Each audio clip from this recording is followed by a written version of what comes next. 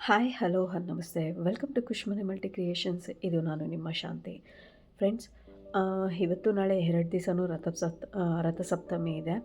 So ನಾನು ಇವತ್ತೇ ಮಾಡ್ಕೊಳಕ್ಕಾಗಲ್ಲ ಅಂಥೇಳಿ ಎಲ್ಲ ನೆನ್ನೆನೇ ದೇವ್ರ ಮನೆಯೆಲ್ಲ ಕ್ಲೀನ್ ಮಾಡಿಕೊಂಡು, ಲೈಕ್ ಪೂಜೆ ಸಾಮಾನೆಲ್ಲ ತೊಳ್ಕೊಂಡು, ಮತ್ತು ಬಾಗಿಲಿಗೆಲ್ಲ ಅರ್ಶಿನ ಕುಂಕುಮ ಇಟ್ಕೊಂಡು, ಸಿಂಪಲ್ಲಾಗಿಯೇ ಹಾಗೆ ರಂಗೋಲಿ ಎಲ್ಲ ಬಿಟ್ಕೊಂಡು ರೆಡಿ ಮಾಡಿಕೊಂಡೆ. ಯಾಕಂದರೆ ಸ್ಕೂಲಿರೋದ್ರಿಂದ ಮಗುಗೆ ಬೇಗ ಎದ್ದು ಮಾಡೋಕ್ಕಾಗಲ್ಲ. ಇವನ್ ಚಳಿ ಕೂಡ ತುಂಬಾ ಇದೆಯಲ್ವಾ.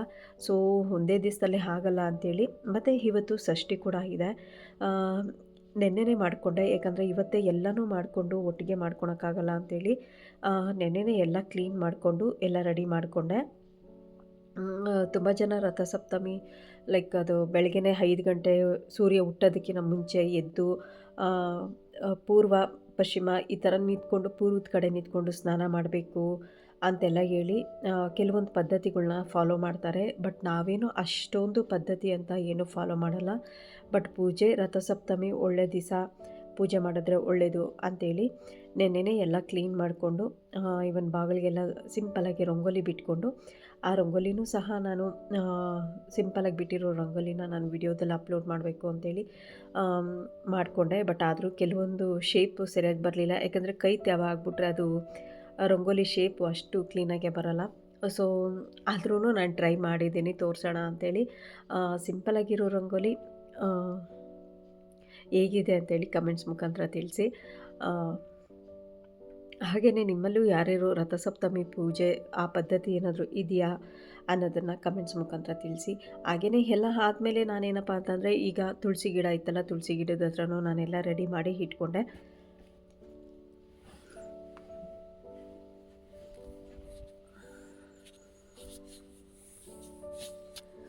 ಗ್ರ್ಯಾಂಡ್ ಪೂಜೆ ಅಂತೇನಲ್ಲ, ಸಿಂಪಲಾಗೇ ಮನೇಲಿ ಪೂಜೆ ನಾವು ವಾರ ಏನು ಮಾಡ್ತೀವೋ ಅದೇ ಮಾಡ್ಕೊಂಡಿದ್ದು ರೆಡಿ ಮಾಡ್ಕೊಂಡಿದ್ದಾಯಿತು.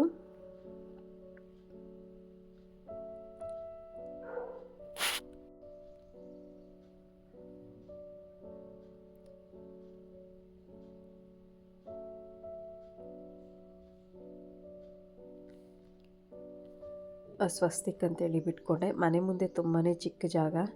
ಆ ಚಿಕ್ಕ ಜಾಗದಲ್ಲಿ ಪ್ಯಾಸೇಜ್ ಗೊತ್ತಲ್ಲ, ಬಾಡಿಗೆ ಮನೆಗಳಲ್ಲೆಲ್ಲ ಪ್ಯಾಸೇಜ್ ಅಂತಂದರೆ ತುಂಬಾ ಚಿಕ್ಕದಿರುತ್ತೆ. ಬಟ್ ಅಲ್ಲೆಲ್ಲ ರಂಗೋಲಿ ಬಿಡೋದು ತುಂಬಾ ಕಷ್ಟ. ಆದ್ರೂ ಟ್ರೈ ಮಾಡ್ತೀವಿ. ವಾರ ಮಾಡಿದಾಗ ಅದು ಮನೆ ಮುಂದೆ ಒಂದು ಚಿಕ್ಕದಾಗಿ ಪುಟ್ಟದಾಗಾದರೂ ಒಂದು ರಂಗೋಲಿ ಬಿಡಬೇಕು ಅನ್ನೋ ಆಸೆ ಇದ್ದೇ ಇರುತ್ತೆ. ಬಟ್ ಆ ರಂಗೋಲಿ ಅಂತ ಬಿಟ್ಟಾಗಲೇ ಮನೆ ಮುಂದೆ ಕಳೆ, ಆ ನಾವು ಪೂಜೆ ಮಾಡಿದಾಗ ಏನೋ ಒಂಥರ ಸಂಭ್ರಮ ಅನ್ನೋದೆಲ್ಲ ಇರುತ್ತೆ. ಸೊ ಅದರಿಂದ ಹೀಗೆ ಒಂದು ಚಿಕ್ಕದಾಗಿ ಬಿಟ್ಕೊಂಡಿದ್ದೀನಿ.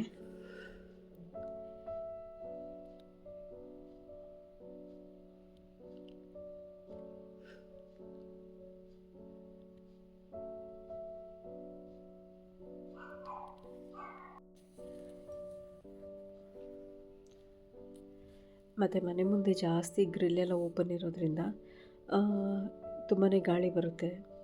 ಆವಾಗ ಓಡಾಡ್ಬೇಕಾರೆಲ್ಲ ಅದು ರಂಗೋಲಿ ಒಂದು ನಿಮಿಷಕ್ಕೆ 1 ಅವರು ಮನೆ ಮುಂದೆ ಇರಲ್ಲ, ಅಷ್ಟು ಬೇಗ ಹೊರಟೋಗ್ಬಿಡುತ್ತೆ. ಆದ್ದರಿಂದ ನಾನು ಬರೀ ಹೊಸ್ಲಿಗೆ ಮಾತ್ರ ಇಟ್ಕೊತೀನಿ. ಮ್ಯಾಕ್ಸಿಮಮ್ ಆಚೆ ಬಿಡೋದಕ್ಕಾಗಲ್ಲ.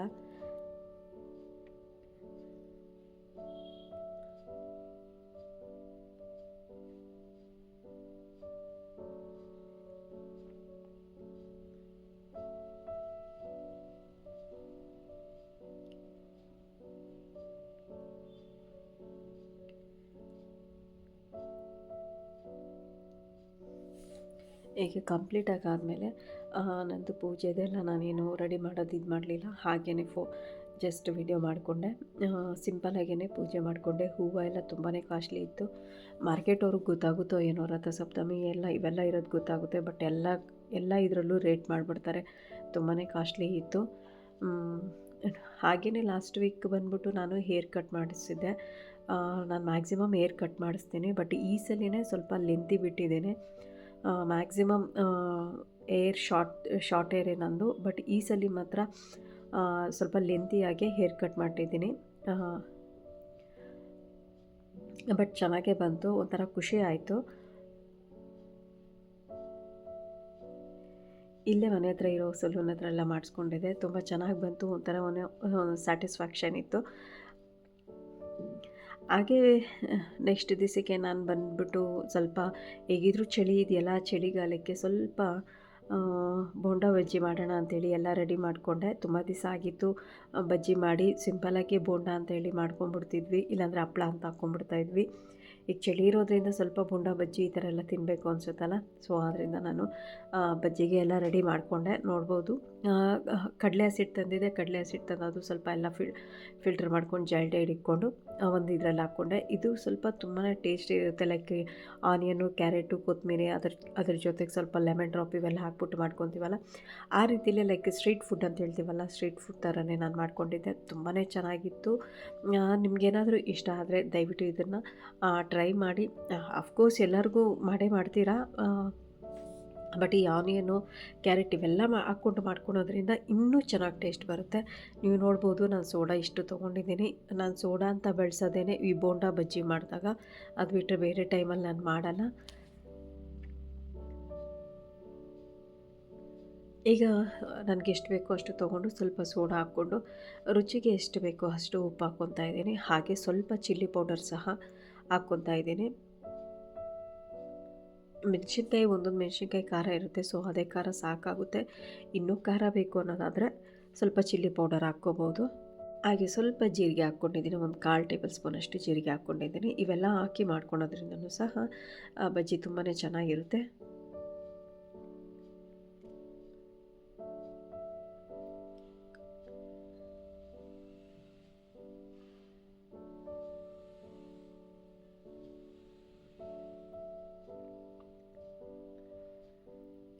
ಹಾಗೆ ರಥಸಪ್ತಮಿ ಬಂದ್ಬಿಟ್ಟು ಇವತ್ತು 4:15 ಏನೋ ಸ್ಟಾರ್ಟ್ ಆಗುತ್ತೆ. ಇವತ್ತು 4:15, ನಾಳೆ ಈವ್ನಿಂಗ್ವರೆಗೂ ಇದೆ. ತುಂಬ ಜನ ರಥಸಪ್ತಮಿ ಮಾಡೋರು ಇರ್ತಾರೆ. ಬಟ್ ಇವತ್ತಿಂದ ಬಿಸಿಲು ಕೂಡ ತುಂಬಾ ಜಾಸ್ತಿ ಆಗುತ್ತೆ. ಹೇಳ್ತಾರಲ್ಲ, ಸೂರ್ಯ ಅದೆಷ್ಟೋ ಮೆಟ್ಲು ಇಳಿತಾರೆ ಇವತ್ತು ಅಂತ ಹೇಳ್ತಾರೆ. ಆವಾಗ ಬಿಸಿಲು ಜಾಸ್ತಿ ಆಗುತ್ತೆ ಅಂತಲೂ ಸಹ ತುಂಬ ಜನ ಹೇಳ್ತಾರೆ. ಸೊ ಆದ್ದರಿಂದ ರಥಸಪ್ತಮಿ ದಿವಸ ರಥಸಪ್ತಮಿ ಸ್ಟಾರ್ಟ್ ಆಯಿತು ಅಂತಂದರೆ ಆವತ್ತಿಂದನೇ ಬಿಸಿಲು ಜಾಸ್ತಿ ಸ್ಟಾರ್ಟ್ ಆಗುತ್ತೆ ಅಂತ ಹೇಳ್ತಾರೆ. ಸೊ ನಾನೇನು ಹೇಳೋದು ಅಂತಂದರೆ, ಮಕ್ಕಳಿಗೆಲ್ಲ ತುಂಬಾ ನೀರು ಕೊಡ್ತಾಯಿರಿ, ನೀವು ನೀರು ಕುಡಿತಾಯಿರಿ, ಡಿಹೈಡ್ರೇಷನ್ ಆಗದೆ ಇರೋ ಥರ ನೋಡ್ಕೊಳ್ಳಿ. ಎಷ್ಟೇ ಬಿಸಿಲಿದ್ರು ಏನೇದಾದರೂ ಇವಾಗೆಲ್ಲ ಕೋಲ್ಡ್ ತುಂಬಾ ಬರ್ತಿದೆ. ಹಾಗೆ ಇಲ್ಲಿ ನೀವು ನೋಡಿರ್ಬೋದು, ಇದೇನಪ್ಪ ಈ ಥರ ವೀಲ್ ತೋರಿಸ್ತಾ ಇದ್ದಾರೆ ಅಂತ. ಇದು ವೀಲ್ ಅಲ್ಲ ಫ್ರೆಂಡ್ಸ್, ನನ್ನ ಮಗ ಎರೇಸರ್ ಅಂತ ತೊಗೊಂಡ. ತುಂಬಾ ಚೆನ್ನಾಗಿತ್ತು, ಕ್ಯೂಟಾಗೆ. ಜಸ್ಟ್ 10 ರೂಪೀಸ್ ಅಷ್ಟೇ, ತುಂಬಾ ಚೆನ್ನಾಗಿತ್ತು. ಈಗ ಸ್ಟೇಷ್ನರಿ ಶಾಪ್ಗೆ ಅಂತ ಹೋದರೆ ನಮಗೆ ಅಲ್ಲಿ ಎಷ್ಟು ವೆರೈಟಿ ನೋಡ್ಬೋದು ಅಂತಂದರೆ, ಬಾಯ್ಸ್ ಅಲ್ವಾ, ಅವ್ರು ಈ ಥರ ವೀಲ್ ಎಲ್ಲ ತೊಗೊತಾರೆ. ಗರ್ಲ್ಸ್ ಆದರೆ ಟೆಡಿ ಬೆರ್ ಲೆಕ್ಕ ಈ ಥರ ಡಾಲ್ ಈ ಥರ ಎಲ್ಲ ತೊಗೊತಾ ಇರ್ತಾರೆ. ಬಟ್ ನನಗಂತೂ ತುಂಬಾ ಇಷ್ಟ ಆಯಿತು. ನನ್ನ ಮಗನಿಗೆ ಇಷ್ಟ ಆಯಿತು ಇಲ್ಲಿ ಹೋಗೋದಿಲ್ಲ, ಬಟ್ ನನಗಂತೂ ತುಂಬಾ ಇಷ್ಟ ಆಯಿತು, ಚೆನ್ನಾಗಿತ್ತು. ಇದು ಎರೇಸರ್, ಇದು ಜಸ್ಟ್ 10 ರೂಪೀಸ್ ಅಷ್ಟೇ. ನಿಮಗೇನಾದರೂ ಇಂಟ್ರೆಸ್ಟ್ ಇದ್ದರೆ, ನಿಮ್ಮ ಮಕ್ಕಳಿಗೆ ಏನಾದರೂ ಕೊಡಿಸ್ಬೇಕು ಅನ್ನೋದಾದರೆ ಸ್ಟೇಷ್ನರಿಯಲ್ಲೇ ಸಿಗುತ್ತೆ. ತುಂಬಾ ವೆರೈಟೀಸ್ ಇರುತ್ತೆ, ತೊಗೊಳ್ಳಿ. ಹಾಗೆಯೇ ಮನೆಗೆ ಬಂದು ನಮ್ಮ ಹಸ್ಬೆಂಡು, ಮಗು ಬಂದಿದ್ದ ತಕ್ಷಣ ಸ್ವಲ್ಪ ವಾಟರ್ ಮೆಲನ್ ಅಂತ ತಂದಿದ್ರು. ಆ ವಾಟರ್ ಮೆಲನ್ ನೋಡಿದ್ರೆ ಫುಲ್ ವೈಟ್ ಆಗಿತ್ತು ಒಳಗಡೆ. ಸರಿ, ಅರ್ಜೆಂಟಿಗೆ ಬೋಂಡ ಬಜ್ಜಿ ಮಾಡೋದು ಸ್ವಲ್ಪ ಎಲ್ಲ ಕಲಸಿಟ್ಟಾದ್ಮೇಲೆ ಲೇಟ್ ಆಗುತ್ತೆ ಅಂತೇಳಿ, ತಿನ್ನೋಕ್ಕೆ ಅಂತೇಳಿ ಅವ್ರಿಗೆ ಈವ್ನಿಂಗ್ ಬಂದಿದ್ದ ತಕ್ಷಣ ನಾನು ವಾಟರ್ ಮೆಲನ್ ಎಲ್ಲ ಕಟ್ ಮಾಡಿ ಕೊಟ್ಟೆ. ಬಟ್ ಕಟ್ ಮಾಡಿ ತಿಂದಾಗ ಮಾತ್ರ ತುಂಬಾ ಚೆನ್ನಾಗಿತ್ತು, ಸ್ವೀಟಾಗಿತ್ತು. ಬಟ್ ನೋಡೋದಕ್ಕೆ ಮಾತ್ರ ಅದು ವೈಟ್ ಆಗಿತ್ತು ಒಳಗಡೆ. ಬಟ್ ಬೇಜಾರಾಯಿತು, ತಿನ್ನಬೇಕಾದ್ರೆ ಸ್ವಲ್ಪ ಖುಷಿ ಆಯಿತು. ಲೈಕ್ ಇದ್ರ ಜೊತೆಗೆ ಏನಪ್ಪ ಅಂದರೆ, ನಾವು ಸ್ವಲ್ಪ ಪೆಪ್ಪರು ಮತ್ತು ಸಾಲ್ಟ್ ಹಾಕ್ಕೊಂಬಿಟ್ರೆ ಸ್ವಲ್ಪ ಸ್ವೀಟ್ನೆಸ್ ಚೆನ್ನಾಗಿ ಬರುತ್ತೆ. ಮತ್ತು ಇನ್ನೊಂದು ಏನಂತಂದರೆ, ಈಗ ಬಿಸಿಲು ಜಾಸ್ತಿ ಆಗ್ತಾಯಿದೆ. ನಮ್ಮ ಬೆಂಗಳೂರಲ್ಲಂತೂ ಹೆವಿ ಬಿಸಿಲು. ಲಾಸ್ಟ್ ಇಯರು ನೋಡ್ಬೋದಾಗಿತ್ತು, ತುಂಬಾ ಇತ್ತು ಬಿಸಿಲು. ಸೊ ಈಗಲೂ ಬಿಸಿಲು ಅಷ್ಟೇ ಇದೆ. ಸ್ವಲ್ಪ ನೀರು ಕುಡಿಯೋದಕ್ಕೆ ಎಲ್ಲರೂ ಟ್ರೈ ಮಾಡಿ. ಇಲ್ಲಾಂತಂದರೆ ಏನಾದರೂ ಜ್ಯೂಸಸ್ಸು, ಲಿಕ್ವಿಡ್ ಇರೋ ಅಂಥ ಫುಡ್ಡು, ಲೈಕ್ ಈ ಥರ ಜಾಸ್ತಿ ಕ್ವಾಂಟಿಟಿಲೇ ತೊಗೊತಾ ಇರಿ. ಅದರಲ್ಲೂ ಮಕ್ಕಳಿಗೆ. ನಾವು ಅಂದ್ಕೊತೀವಿ ಚಳಿಗಾಲದಲ್ಲೇ ಬರೋದು ನೆಗಡಿ, ಕೆಮ್ಮು ಅಂತ. ಇಲ್ಲ, ಒಬ್ಬೊಬ್ರ ಬಾಡಿ ಒಂದೊಂದು ಥರ ಇರುತ್ತೆ. ಬಿಸಿಲಲ್ಲೂ ತುಂಬ ಜನ ಮಕ್ಕಳು ಹುಷಾರು ತಪ್ಪೋ ಥರ ಇರುತ್ತೆ.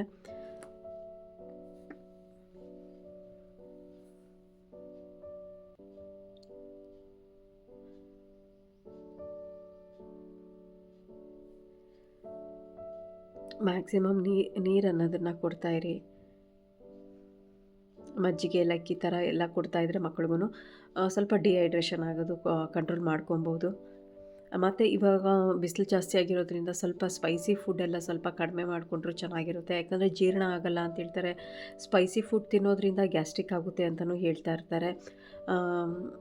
ನಾವು ಅನ್ಕೊಂತೀವಿ ಚಳಿಗಾಲದಲ್ಲಿ ಒಳ್ಳೆ ಸ್ಪೈಸಿ ಫುಡ್ಡು ಲೈಕ್ ಈ ಥರ ಬೋಂಡಾ ಬಜ್ಜಿ ಈ ಥರ ಎಲ್ಲ ಹೆವಿ ತಿಂತೀವಿ. ಬಟ್ ಬಿಸಿಲು ಕಾಲದಲ್ಲಿ ಅದು ಕಂಟ್ರೋಲ್ ಮಾಡಬೇಕು ಅಂತ ಹೇಳ್ತಾರೆ. ಲೈಟ್ ಫುಡ್ಡೇ ತಿನ್ನಬೇಕು ಅಂತಲೂ ಸಹ ತುಂಬ ಜನ ಹೇಳ್ತಾರೆ. ಬಟ್ ಒಬ್ಬೊಬ್ಬರ ಬಾಡಿ ಒಂದೊಂದು ಅಕ್ಸೆಪ್ಟ್ ಮಾಡುತ್ತೆ. ಯಾಕಂದರೆ ಎಲ್ಲರೂ ಇದೇ ಥರ ಇರಬೇಕು, ಹಿಂಗೆ ಮಾಡಬೇಕು ಅನ್ನೋದನ್ನು ನಾವು ಯಾರಿಗೂ ಏನೂ ಸಜೆಸ್ಟ್ ಮಾಡೋಕ್ಕಾಗಲ್ಲ. ಯಾಕೆಂದರೆ ಒಬ್ಬೊಬ್ಬರು ಒಂದೊಂದು ರೀತಿಲಿರ್ತಾರೆ. ಬಟ್ ಯಾವುದು ಏನೇ ಆದ್ರೂ ಬಟ್ ಆಚೆ ಫುಡ್ ಅವಾಯ್ಡ್ ಮಾಡಿ ಮನೆ ಫುಡ್ಡೇ ತೊಗೊಳೋದಕ್ಕೆ ಟ್ರೈ ಮಾಡಿ. ಅದರಲ್ಲೂ ನೀರಿನ ಅಂಶ ಇರೋವಂಥ ಫುಡ್ನ ತೊಗೊಳ್ಳಿ. ನೀರು ಜಾಸ್ತಿ ಕುಡೀರಿ. ಬಿಸಿಲು ತುಂಬಾ ಜಾಸ್ತಿ ಆಗ್ತಿದೆ. ಆಲ್ಮೋಸ್ಟ್ ತುಂಬಾ ಇದೆ ಬಿಸಿಲು ಕೂಡ. ಸೊ ಇವ್ರು ಬಂದಿದ್ದ ತಕ್ಷಣ ಬಿಸಿಲು ಅಂತೇಳಿ ಇವಾಗೆಲ್ಲ ಸೀಸನ್ ಫುಡ್ ಅಲ್ವಾ, ವಾಟರ್ ಮೆಲನ್ ಆಗಿರ್ಬೋದು, ಮಸ್ಕ್ ಮೆಲನ್ ಆಗಿರ್ಬೋದು, ಇದು ಸ್ವಲ್ಪ ಪೆಪ್ಪರು, ಸಾಲ್ಟು ಇದೆಲ್ಲ ಹಾಕಿ ರೆಡಿ ಮಾಡಿಕೊಂಡೆ. ಇದು ರೆಡಿ ಆಗಿ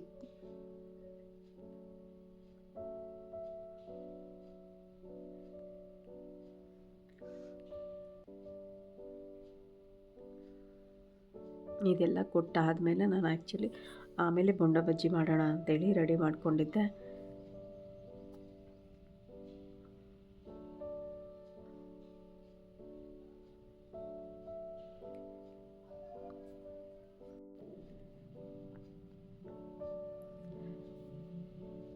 ಮೆಣಸಿನ್ಕಾಯಿ ಬಜ್ಜಿ ಯಾರಿಗೆಲ್ಲ ಇಷ್ಟ ಇಲ್ಲ ಹೇಳಿ. ಅದರಲ್ಲೂ ಕ್ಯಾಪ್ಸಿಕಮ್ದು ಮತ್ತು ಈ ಥರ ಮೆಣಸಿನ್ಕಾಯಿ ಬಜ್ಜಿ ಇವೆಲ್ಲ ತುಂಬಾ ಚೆನ್ನಾಗಿರುತ್ತೆ. ಎಣ್ಣೆ ಹಾಕ್ಕೊಂಡು ಬಜ್ಜಿ ಎಲ್ಲ ಹಾಕ್ಕೊಂಡು ರೆಡಿ ಮಾಡಿ ಇಟ್ಕೊಂಡಿದ್ದೇನೆ. ರೆಡಿ ಮಾಡ್ತಾಯಿದ್ದೀನಿ, ನೋಡ್ಬೋದು ತುಂಬಾ ಚೆನ್ನಾಗಿರುತ್ತೆ. ಬಟ್ ನೀವು ಬಜ್ಜಿ ಏನಾದರೂ ಮಾಡಬೇಕು, ಮೆಣಸಿನ್ಕಾಯಿ ಬಜ್ಜಿ ಇವೆಲ್ಲ ಮಾಡಬೇಕು ಅಂದರೆ ಹಸಿಟ್ಟನ್ನ ಸ್ವಲ್ಪ ತಿಕ್ಕಾಗೆ ಕಲಿಸ್ಕೊಳ್ಳಿ. ಯಾಕಂತಂದರೆ ಸ್ವಲ್ಪ ನೀರಾಗಿ ಕಲಿಸಿದ್ದೀವಿ ಅಂತಂದರೆ ಆ ಮೆಣಸಿನ್ಕಾಯಿಗೆ ಅಂಟ್ಕೊಳೋದೇ ಇಲ್ಲ. ಯಾಕಂದರೆ ಅದು ಮೆಣಸಿನ್ಕಾಯಿ ಎಲ್ಲ ಸ್ವಲ್ಪ ನೈಸಾಗಿರುತ್ತಲ್ಲ, ಅಷ್ಟು ಕ್ಲೀನಾಗಿ ಅದು ಕೋಟೆಡ್ ಆಗೋದೇ ಇಲ್ಲ.